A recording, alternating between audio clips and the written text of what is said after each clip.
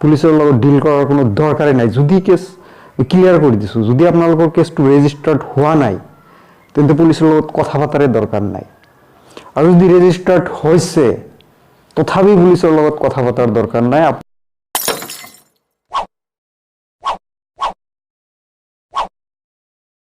নমস্কাৰ বন্ধুসকল, আজি আইন সম্পৰ্কে কিছু কথা বতৰা পতাৰ কাৰণে আপোনালোকৰ ওচৰলৈ আহিলোঁ। আইন সকলোৰে কাৰণে সমান, ফেমাছ ডাইলগ, বহুত পুৰণা ডাইলগ। আপুনি একমত নে?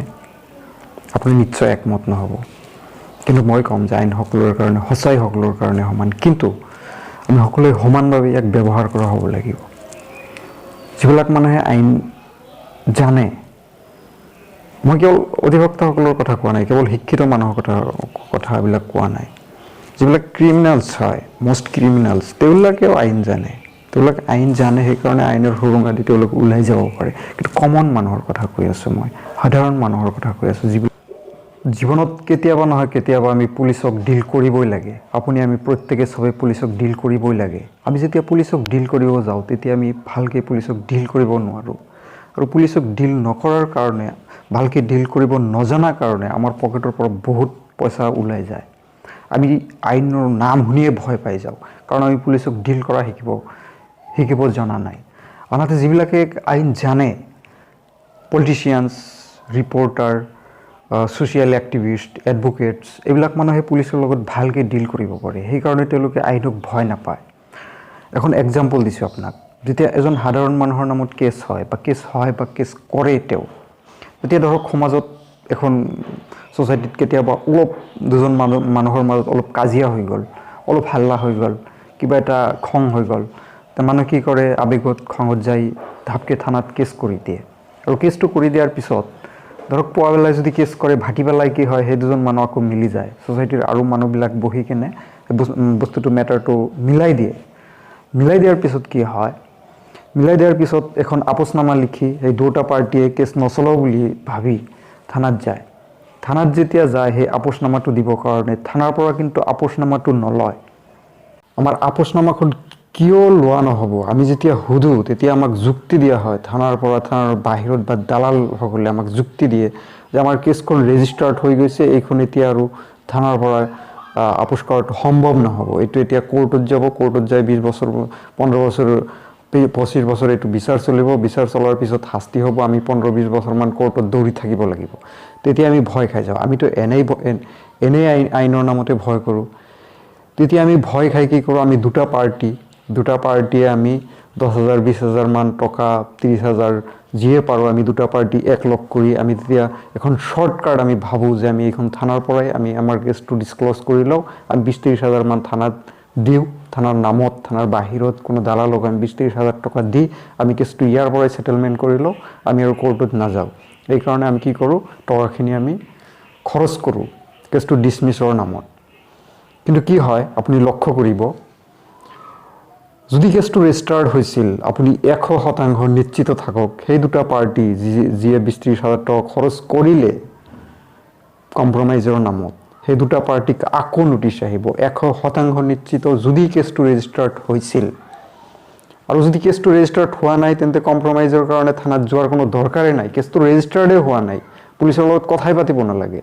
কিন্তু যদি কেছটো ৰেজিষ্টাৰ্ড হৈছিল, তাৰপিছত আপোনালোক দুটা পাৰ্টি মিলি কিনে আপোনালোকে 20-30,000 টকাও খৰচ কৰিলে, তথাপি আপুনি নিশ্চিত থাকক, আপোনাক কোৰ্টৰ পৰা নোটিছ আহিবই। 6 মাহ পিছত আহিব পাৰে, 1 বছৰ পিছত আহিব পাৰে, 1.5 বছৰ, 2 বছৰ পিছতো আহিব পাৰে। কিয় আহিব? কেছটো যিহেতু ৰেজিষ্টাৰ্ড হৈ গৈছিল, কেছটো সঁচাকৈয়ে থানাৰ হাতত নাছিলে।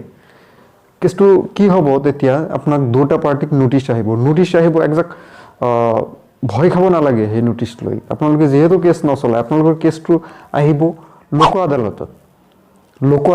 লোক আদালত এনেকুৱা এখন আদালত, মই বেছিকৈ এক্সপ্লেইন কৰাৰ দৰকাৰ নাই, জাষ্ট শ্বৰ্টলি আপোনালোকে জানিলে হওক। লোক আদালতত আপোনালোকে 1 দিনৰ ভিতৰত আপোনালোকৰ কেছটো খাৰিজ কৰি ল'ব পাৰে। জাষ্ট কেৱল ক'লেই হ'ল, কোনো ফৰ্মেলিটিছ নাই, কোনো সাক্ষী নালাগে, ইভেন কি কোনো উকিলো ধৰিব নালাগে। কোনো উকিলক আপোনালোকে ফিজ দিয়াৰ প্ৰয়োজন নাই। দুটা পাৰ্টি যাই খালি এখন এপ্লিকেশ্যন লিখি ক'লেই হ'ল যে আমি দুটা পাৰ্টি মিলি গৈছোঁ, আমি কেছটো নচলাওঁ। মেজিষ্ট্ৰেটে খালি আপোনালোকক সুধিব যে আপোনালোকে কেছটো চলাই নে নচলায়। আপোনালোকে দুটা পাৰ্টি যদি কয় যে আমি কেছটো নচলাওঁ, লগে লগে আপোনাৰ কেছটো ডিছমিছ, খাৰিজ কৰি দিব। এতিয়া মই আপোনালোকক দুটা প্ৰশ্ন সুধিব বিচাৰিছোঁ, প্ৰশ্নটোৰ উত্তৰটো পাম বুলি আশা কৰিছোঁ। এই যে আপোনালোকে দুটা পাৰ্টিয়ে মিলি থানাৰ নামত, থানাৰ বাহিৰত আপোনালোকে যে 20-30 হাজাৰ টকা যে আপোনালোকে দিছিলে, যাকে নিদিয়ক কিয় আপোনালোকে, হয়তো দালালক দিছিলে, হয়তো কোনোবা মানুহক দিছিলে, হয়তো যিয়ে এইটো কেছটো থানাৰ পৰাই ডিছমিছ কৰি দিম বুলি কৈছিল তাক দিছিলে, এই টকাটো কিয় দিছিল? উত্তৰটো লাগে আজি। এই টকাটো আপোনালোকে কিয় দিছিল?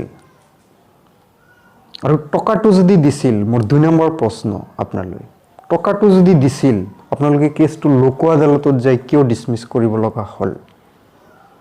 কেছটো যদি লোক আদালততে ডিছমিছ হ'ল, তেন্তে আপুনি এই থানাৰ পৰা এইটো ডিছমিছ কৰাৰ নামত আপুনি 20-30 হাজাৰ 50 হাজাৰ টকা আপুনি কিয় দিছিলে? উত্তৰখিনি পাম বুলি আশা কৰিলোঁ।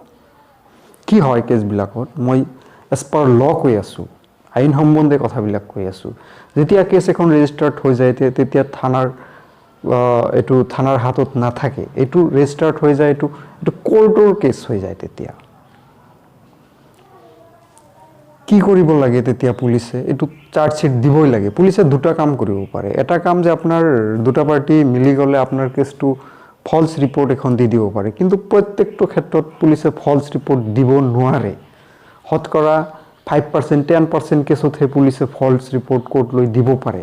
কাৰণ ধৰক 10টা কেছ যদি এটা অফিচাৰে 10টা কেছ ৰেজিষ্টাৰ্ড কৰিছে, 10টা কেছ যদি সি ফলছ বুলি দি দিয়ে, 10টা ফলছ, তেতিয়া কি হ'ব?